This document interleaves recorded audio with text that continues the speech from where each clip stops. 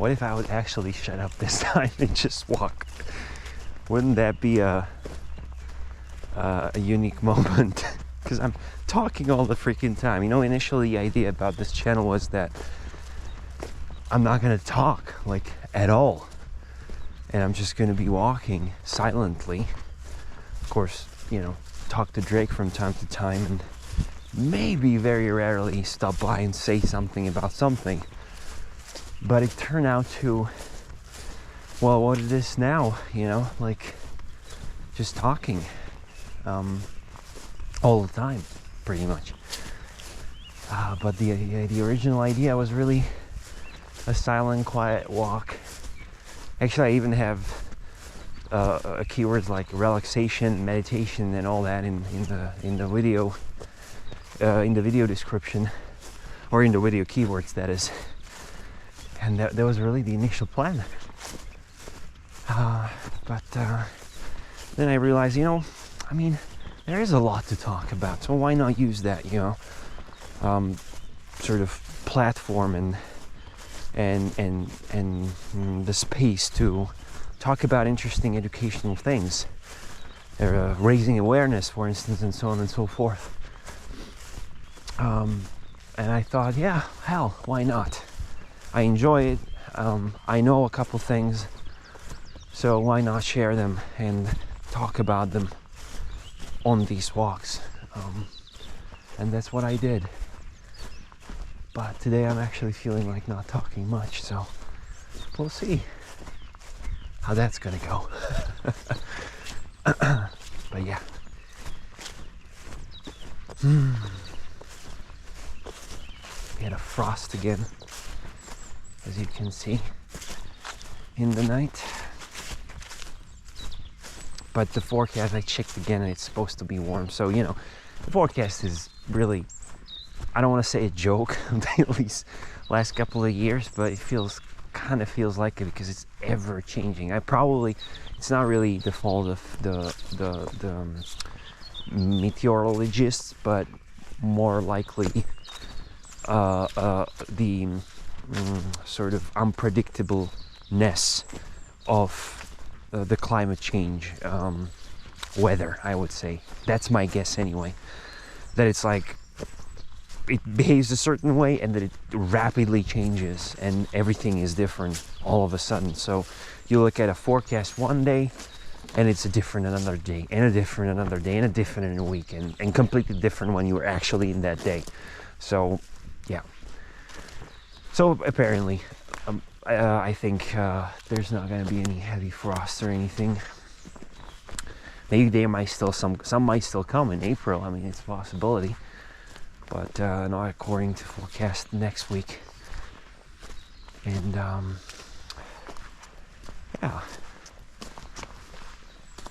yeah. And actually, tomorrow is the astronomical spring, so I might write spring in the title tomorrow.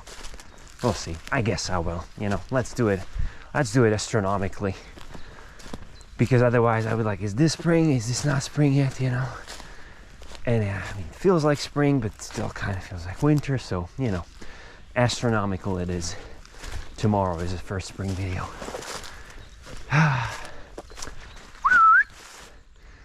And of course, Drake is at his sniffing trail with the dead deer that we found just the 2 legs of.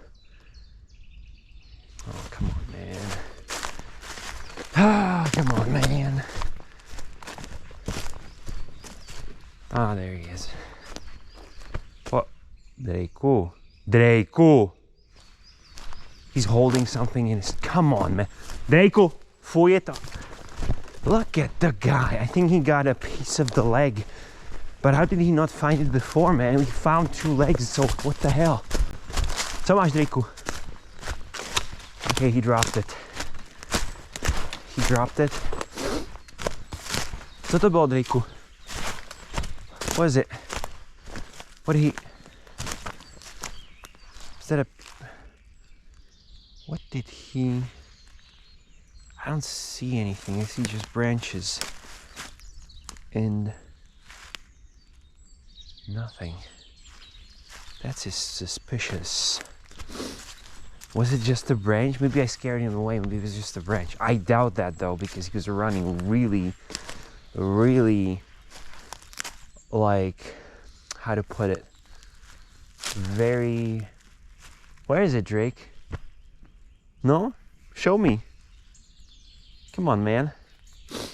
Don't be shy. Where is it? Kde to je, Drake'u? Čo? Kde to je? Já to nevidím. Now he's gonna lead me to it. No, kde to je, Drake'u? He was holding something. I don't think it was a branch. I very much doubt that. I think it was a piece of the leg. Oh, look at that. So those are one of the pieces that I talked about that might smell nice when you pick them up. But there's a piece of yeah, so I wouldn't smell that because there's a piece of skin again. But yeah, those are one of those. I don't know if you can see it. Hopefully yes. It's one of the furs that can smell pretty nice. Man, I wish I would see what he was carrying. Maybe it's better not to see it, but that must have been a leg. I'm pretty sure there was a leg, but I can't find it. Well, never mind. Let's leave it.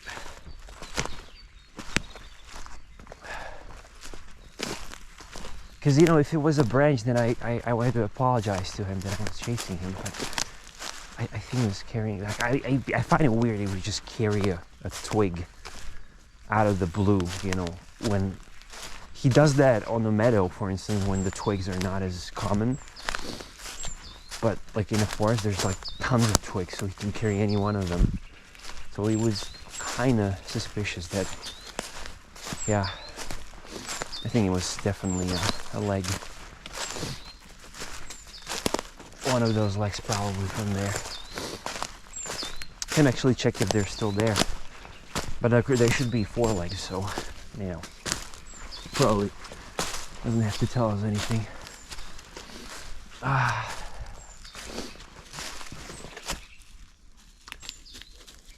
Well, anyway.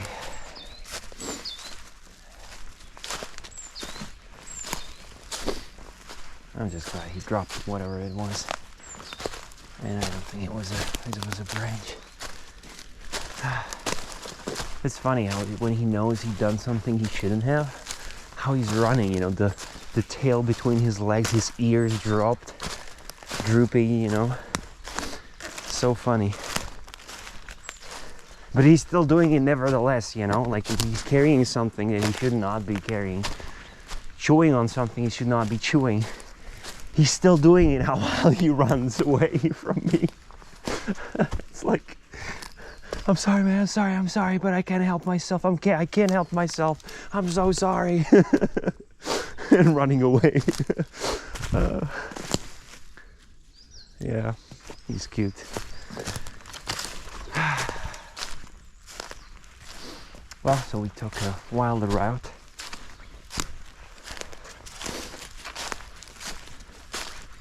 Unexpectedly. By the way, we're hearing that, which sounds like a tit, gray tit, but higher pitched, sort of more, yeah, I would say high pitched and faster paced, you know, higher BPM. So that is a coal tit. That. But we're also hearing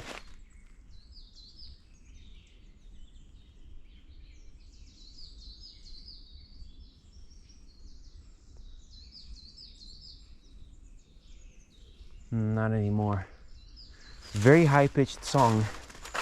And some people are having troubles hearing because it's so high frequency that some people's ears don't pick it up, you know, especially people that are older or have some somehow damaged hearing, they don't hear it. And I've actually came to realize that on one of the educational walks that I did for public. And I was like trying to... Wow, beautiful. That was a wren. Troglodytes, troglodytes. Very close. So I was trying to bring the attention to those, look at him sing, to those voices. And some people did hear them, some people didn't. And then I realized, yeah, it is definitely has something to do with the health of your ear and how much it can pick up, how many frequencies it can pick up.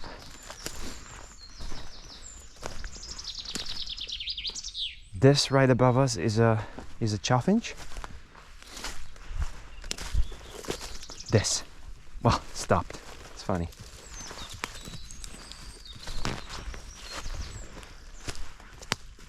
It's gonna start again. Sure.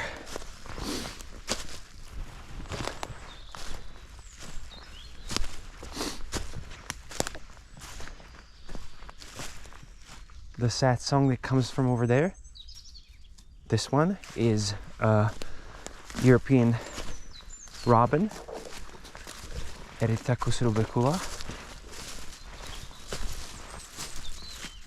This one. Let's listen for a while.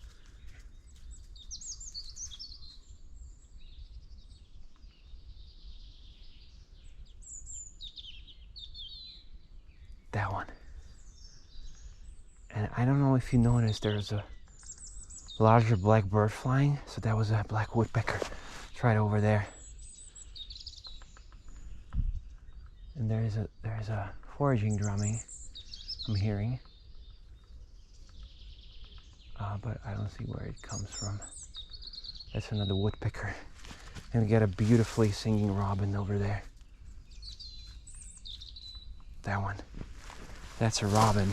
So that high-pitched voice that comes from very high up from the treetops, and you can very rarely hear. No, sorry, not very rarely hear. You hear it very often, but your ears have to have the sensitivity to pick up that low frequency. High frequency. So that bird is the tiniest bird of Europe. And probably, generally, they are one of the tiniest birds ever, safe.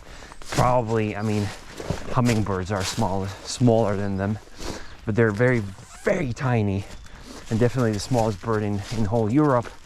And it is a gold crest. Yeah, sometimes I'm always kind of trying to dig it from my memory. So it's a gold crest.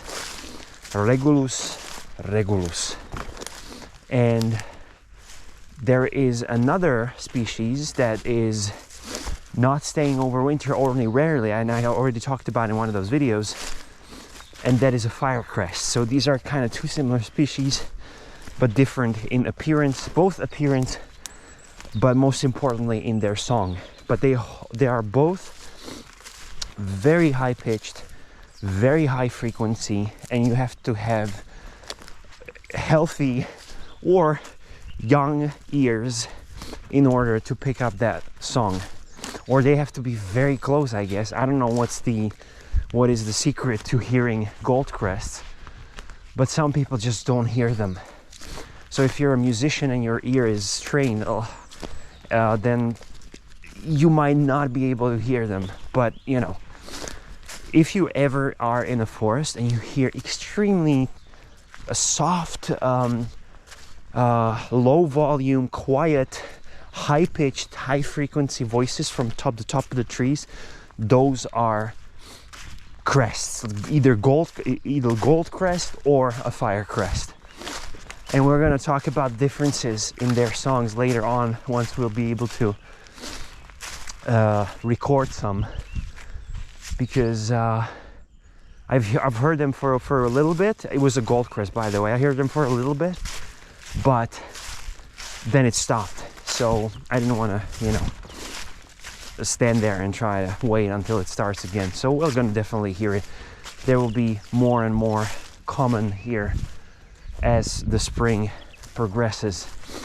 So we're going to talk about those for sure. And they're very tiny. They weigh around 4 to 5 grams. They're tiny, tiny birds. But they are extremely resilient given their size. And they can fly very long distances, you know, hundreds and hundreds of kilometers.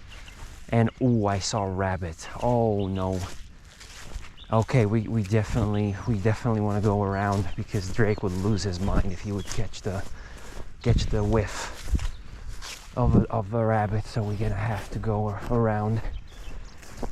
Yeah, so they fly hundreds and hundreds of kilometers. You know, I don't know, 6, 7, maybe 800, and I'm definitely sure there was some goldcrest or firecrest that were recorded as far as 1,000 kilometers away, or maybe more.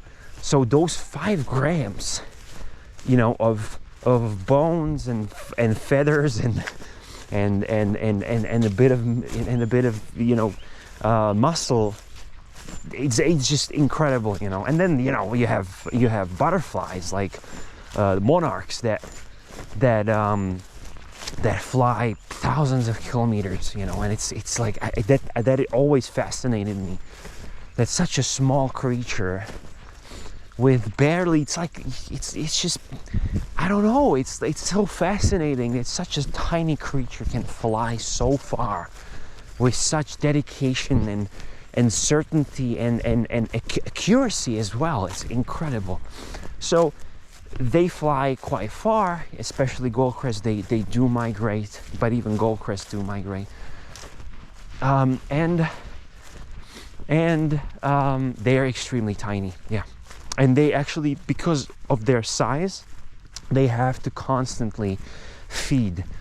And actually, it is known and it was recorded that a firecrest, if you prevent it from feeding, it can die, especially in lower temperatures, it can die of starvation in less than an hour, which is crazy. So its metabolism is so fast that it can burn through its entire reserves and die of exhaustion in an hour. So they have to constantly feed, constantly eat something, constantly replenish those energy levels. Otherwise, they will die of starvation. So Deiku, I think he caught a whiff of a rabbit anyway. Look at him go. Yeah, he loses.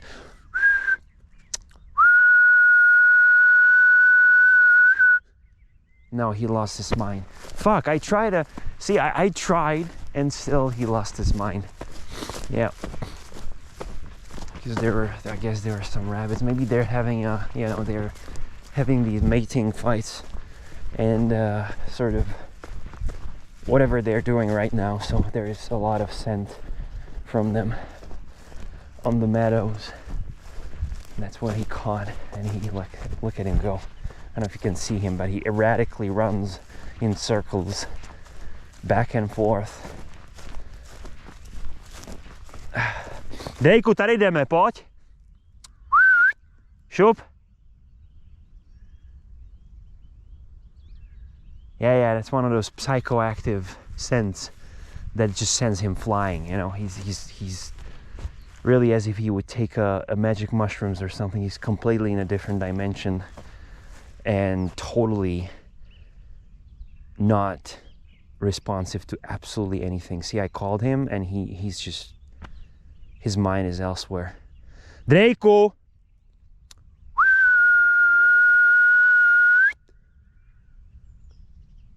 No, still not responding. Still out of his mind. Oh, dear Lord. Yeah, I guess it's the season. I don't usually see rabbits around here as often, but when I do, I guess that's kind of a sign that there's a season going on and they're more out here. More sort of up and about, you know. Well, fucking finally, he's gone. Excuse my language. Yeah. So, yeah, so that's a firecrest, and it's extremely fast metabolism. I suppose it's going to be the same for hummingbirds.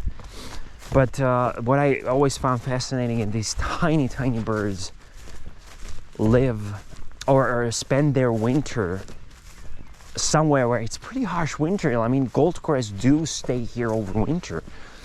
And I always found it absolutely fascinating that they decide not only to decide to stay, but they make it through the winter. You know, that tiny little organism, that tiny little body that has to stay up warm, it has to stay.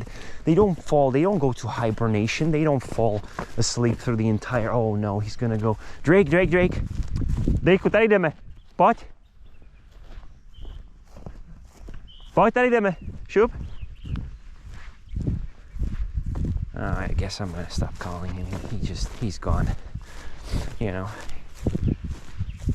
he's gonna come when he wants to. And you know, the good thing is that those rabbits are very fast. He's not gonna be able to catch any. If he happens to happen upon one, then it's a lost race anyway. Because you know, with his 3 legs, he doesn't have a chance. So it's kind of a thing that can make you relax, you know, like, okay, yeah, he's not gonna be able to do any harm in that regard. So man, we went around and he's still, well, whatever, I'm gonna stop, you know, agonizing about it. Look at him go. Wow, you know. Also, by the way, absolutely, look at that. I also absolutely am fascinated by the amounts of energy that he can generate and not get tired with 3 legs. And he can run for hours and hours and hours, and he is still not tired. It's incredible, you know, really. It's like a supernatural, you know, super dog, you know, ability. It's incredible, truly. So, so they have to eat this often so that they don't die of starvation. And imagine in winter when it's like below 0, and imagine they're not eating seeds, they're insectivores, so they are eating insects, they're eating spiders and all little critters. In winter, it's like absolutely, to me, it's just mind-blowing that they can make it through the winter. And it must be extremely hard because they don't hibernate, they don't fall into a stupor and wake up in the spring. They have to stay awake, they have to stay warm, and they cannot forage through the night. So they have to get enough so that they burn that amount. Their heartbeat, their heart rate slows down through the night, which is going to slow down their metabolism, so they don't die within an hour. But they will burn through whatever they gathered throughout the day. They were going to burn it through the night to stay warm. They fluff out their feathers, and then in the morning, as soon as there is a little bit of light, they have to immediately go and forage for something as soon as possible, or they're just not gonna make it, you know. And that repeats every single day throughout the winter. Imagine that. It's absolutely mind-blowing to me that these birds are really heroes, you know. And these tiny birds, especially these tiny little birds that live off insects, you know, they cannot go to a feeder where you put sunflower seeds like some other birds and just replenish their energy there. No, they have to go out and forage for those critters in winter. So that is just mind-blowing to me, and they really are incredibly heroic little birds and truly admirable creatures. So those are goldcrests and firecrests, the tiniest birds of Europe. And we're definitely going to hear them, and probably not see them. You very rarely see them, but hear them at some point, and we're going to learn about their songs and the distinctions between a firecrest and a goldcrest. But I was talking about something else and I completely forgot what. I don't recall. But yeah, that was a bit about goldcrest and firecrest. I think I wanted to say a bit about robin, because we've heard singing robin. And see, I again talked through the entire video. I thought I'm not gonna talk through it, but here we are. I still can't shut up. Still going on about something. So I wanted to talk about robin because we've heard it already once, but I didn't say much. And there's a little bit of a legend about its actually a couple of legends, I believe, about its orange breast, because it's got this beautiful orange, bright orange breast. That's a very, very iconic bird, by the way. I think probably a national bird of Great Britain, if I'm not mistaken. I'm not quite sure, but there's tons of robins in Great Britain. I remember visiting England like 4 or 6 years back when I was already birding, and I saw so many robins in there. So yeah, but it's like very, very iconic bird, very closely tied to our folklore and to you know, fairy tales and stories and paintings and all that. But the legend goes that its orange breast that it has is actually the remnants of Jesus Christ's blood, as he was nailed to a cross. The robin was singing to him a mournful song, and as the blood was dripping from his wounds, it dripped onto a robin, and that's how it got its, you know, orange.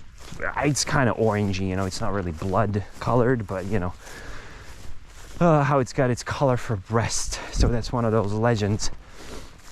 And actually, robin is a very fierce bird. It doesn't look like it. It looks very gentle and cute and very sort of melancholic. It's very, very fierce. And it... I don't see Drake at all. Like, at all. Yeah, it must be a rabbit season or something, like...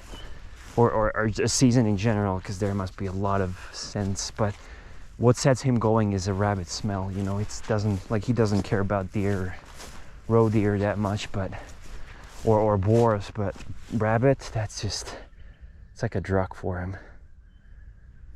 But you know, rabbits are very fast creatures, and Drake is three-legged, so I have a belief and trust in rabbits' athletic abilities, and also believe that they're way, way faster than him. So, oh, there he is. So there's nothing to worry about, and Drake is just gonna, you know, burn a little bit more energy. You know, he's gonna sleep longer, something like a little kid. So yeah, so robin is a very fierce bird, and it's fierce for a reason that, sorry for the sniff, that it stays over winter. It's not going much. Well, it regionally migrates, and there are robins that migrate from Scandinavia to Central Europe and so on. So there is a regional movements of these birds, but it's not a migratory birds with a big M. It doesn't fly to South Africa or whatever, you know. It stays over winter, and it is a very solitary bird. It doesn't work in groups. It works everyone. Well, Drake, I'm not gonna give you anything because you did not listen to a word I was saying. To a word I was saying, buddy.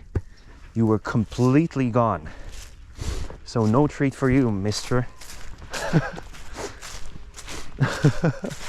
So it's a very solitary bird that holds its territories as a single entity. So there is one robin and it holds a single territory, and they just join through the time when they breed in spring. Ooh, nice. That was a green woodpecker. Picus viridis, calling from over there. They join during time of breeding. They join into a pair. They raise an offspring. They raise chicks, and then they break up, and throughout the autumn to winter, they function as a single unit, females included. And what that does for females is that females have to hold the territory, and they have to be very fierce about the resources so that they have enough throughout winter, so they defend it very fiercely. And what it does for females is that it increases testosterone in their bodies, or the hormone, the male hormone in their bodies, and increases. And it makes them like stronger, more aggressive, more sort of male-like. And not only that, but they start to sing too. And that's actually something that was discovered, is that robin is one of those birds where females sing too, not just males. And it happens in that time when they're pumped up with testosterone, with the male hormone, and they start to sing to defend their territories. Females start to sing to defend their territories. So that's one interesting fact about robins. And they also have a high mortality rate. The first year birds, the ones that are born in spring, only a tiny fraction survives the first winter to another year, to the breeding year. So they have a very high mortality for some reason, I guess because they're staying in those very harsh winters no matter what. And maybe there's a lot of competition, I'm not sure, but there is a high mortality. And that used to be sort of a mnemonic device I learned yesterday, that it's called mnemonic device, that the sad song of a robin, when you hear a sad song, it's a robin, because they sing sadly, they sing you know, sort of emotionally and sadly, because they are dying a lot in winter. I mean, that's something like that. I always found it weird. I mean, like, it was a weird mnemonic device, and I honestly never used it. I always just tell people that, you know, the song is quite sad. I mean, it has this like mournful quality to it. So a mournful quality, when you hear a mournful song, high pitched like that, especially they sing very often in when it's almost dark, you know, when there is a sundown, when there is a sunset and it's very dark, it's almost like dusk and it's almost evening and there's no light, they're still singing. Sometimes it's completely dark and they're still singing. So they're one of and that's actually said often too as a mnemonic device. They're birds. Oh, we've heard that? That was and also something that we don't hear as often as often is a pheasant. There was a pheasant, and bird that you would say, oh, that's going to be super common here, but it's actually not. Not common at all. So that was a pheasant. But sorry, I want to wrap this video up, but we're also at the end of the walk, so that's why I'm kind of circling in on spot. But what I wanted to say is that robin is one of, if not the last bird that will close the day with its song. So when you have a moment when no birds are singing at all, but for one, that's usually robin. It's the last bird to close the day, last bird to sing before the night. Unless you live in a location which has birds that do sing in the night, and they actually do sing throughout the night, like a nightingale. In that case, you're gonna hear songs in the night, but that's because those birds really have a nocturnal activity and they do sing throughout the night. But the daily birds, the birds that do sing only exclusively through the day, robin is the last one that will sing by the end of the day. So that's how you know, oh, that's a robin. So that's some cool facts about robin, and I'm gonna sign off finally. And yeah, I did not shut up, and I did talk throughout the entire video, so maybe next time, we'll see. Anyways, I'm signing off.